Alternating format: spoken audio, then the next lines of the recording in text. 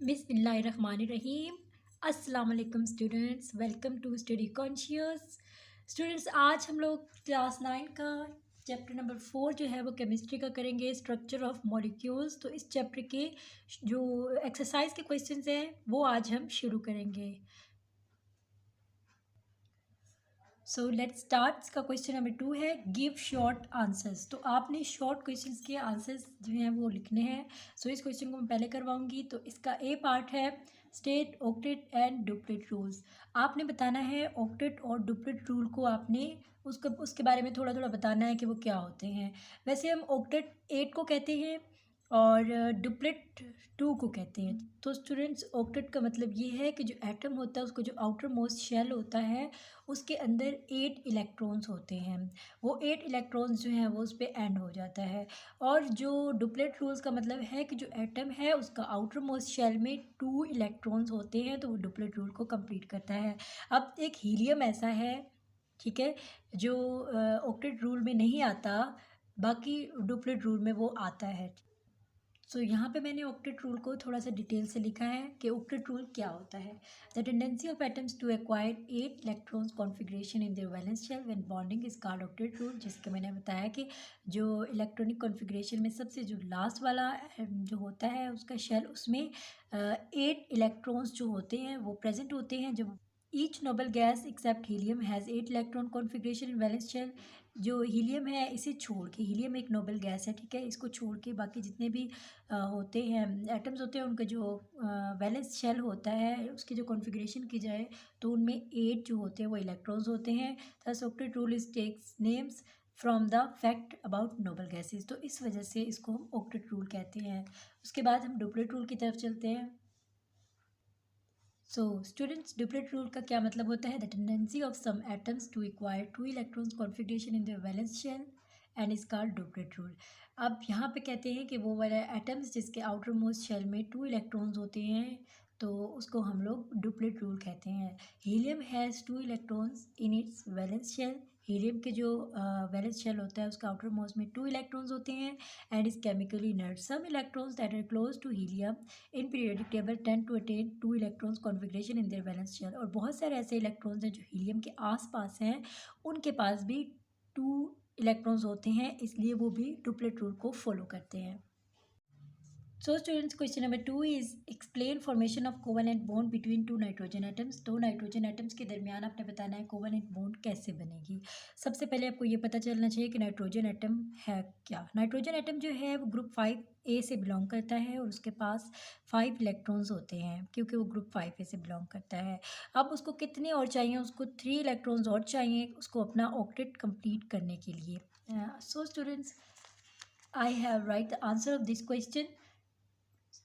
Nitrogen is in group 5A, so it has 5 electrons in the valence shell. It requires 3 more electrons to complete octet. So for sharing, each an atom contributes 3 electrons. So दो atoms के दरमियान जो मतलब कि sharing करनी है तो आपने 3 पेयर्स ऑफ इलेक्ट्रॉन्स जो हैं वो दोनों एटम्स के शेयर करने हैं।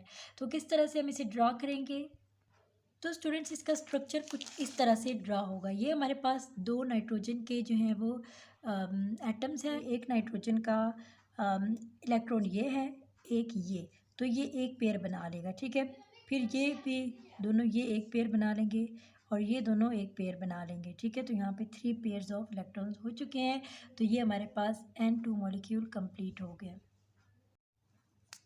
Now question number 3 is how does aluminium form cation. Aluminium किस तरह से कैटाइन्स बनाता है? तो सबसे पहले आपको ये पता होगा कि एल्यूमिनियम जो होता है वो ग्रुप 3 से ताल्लुक़ रखता है। तो जब उसने कैटाइन बनाने होते हैं तो वो जो 3 उसके पास इलेक्ट्रॉन्स होते हैं वो उनको लूज़ कर देता है, तभी वो कैटाइन्स बना पाता है। Let's student go through the answer of this question. Aluminium atom has 3 electrons in the outer most shell. So उसके आउटर मोस्ट शेल में 3 होते हैं इलेक्ट्रॉन्स क्योंकि वो 3 ग्रुप से ताल्लुक़ रखता है। It loses 3 electrons to complete octet. Octet बनाने के लिए वो 3 इलेक्ट्रॉन्स को लूज़ कर देता है। यहाँ पे आप देख सकते हैं, अभी यहाँ पे एल्यूमिनियम जो है इसकी हमने इलेक्ट्रॉनिक कॉन्फ़िगरेशन की है, उसने अभी इलेक्ट्रॉन्स लूज़ नहीं किए। यहाँ पे आप देख सकते हैं जब उसने इलेक्ट्रॉन लूज़ किए तो उसकी क्या इलेक्ट्रॉनिक कॉन्फ़िगरेशन होगी और उससे पहले क्या थी। पहले ये थी और बाद में जब इलेक्ट्रॉन लूज़ किए 3 इलेक्ट्रॉन्स तो यहाँ पे एलुमिनियम को +3 आ गया, ठीक है, क्योंकि उसने 3 इलेक्ट्रॉन्स लूज़ कर दिए हैं। अब यहाँ पे इसको हम स्ट्रक्चर डॉट स्ट्रक्चर में भी देख लेते हैं कि एलुमिनियम ने जो थे उसके आउटर मोस्ट शेल में यहाँ पे 3 इलेक्ट्रॉन्स थे। मैं यहाँ पे ड्रॉ करना जो है भूल गई थी। ये 3 इलेक्ट्रॉन्स इसके आउटर मोस्ट शेल में हैं। तो उसने क्या किया, जब उसने 3 इलेक्ट्रॉन्स लूज़ कर दिए, ये देखिए आपको नज़र आ रहा है कि 3 उसने इलेक्ट्रॉन्स लूज़ कर दिए हैं कैटाइन बनाने के लिए। Question number 4 is how does oxygen form A9. अब एनाइन किस तरह बनाएगा ऑक्सीजन। ऑक्सीजन को एनाइन बनाने के लिए गेन करते हैं हम इलेक्ट्रॉन्स, कैटाइन बनाने के लिए हम लूज करते हैं और एनाइन बनाने के लिए हम इलेक्ट्रॉन्स को गेन करते हैं। तो जैसे कि ऑक्सीजन ग्रुप 6 से ताल्लुक़ रखता है तो उसको 2 इलेक्ट्रॉन्स चाहिए अपना ऑक्टेट कंप्लीट करने के लिए। Oxygen belongs to group 6A, so it has 6 electrons in its valence shell. It requires 2 electrons to complete noble gas configuration. यहाँ पे देखिए मैंने ऑक्सीजन की इलेक्ट्रॉनिक कॉन्फ़िगरेशन की है, तो इसके लास्ट वाले जो आप देख सकते हैं शेल्स, उसमें कितने इलेक्ट्रॉन्स हैं, 4 5 6 हैं। तो जब इसने 2 इलेक्ट्रॉन्स गेन कर लिए तो उसके बाद यहाँ पे इसकी इलेक्ट्रॉनिक कॉन्फ़िगरेशन कुछ इस तरह से होगी। लास्ट वाले देखिए, लास्ट वाले शेल्स में 8 इलेक्ट्रॉन्स है, 6 इसके पास, 2 इसके पास, 8 हो गए तो इसने अपना ऑक्टेट कंप्लीट कर दिया। तो इसको अगर हम डॉट स्ट्रक्चर से ड्रॉ करें तो कुछ इस तरह से ड्रॉ करेंगे। उसके बाद जब हम इसे गेन करेगा इलेक्ट्रॉन्स तो यहाँ पे -2 लगा देंगे, ठीक है। तो गेन जब करेगा मतलब यहाँ से इसने 2 जो है वो देखें और गेन किए हैं, जब गेन किए हैं तो उसका ऑक्टेट कंप्लीट हो चुका है। सो ये इसका आंसर है।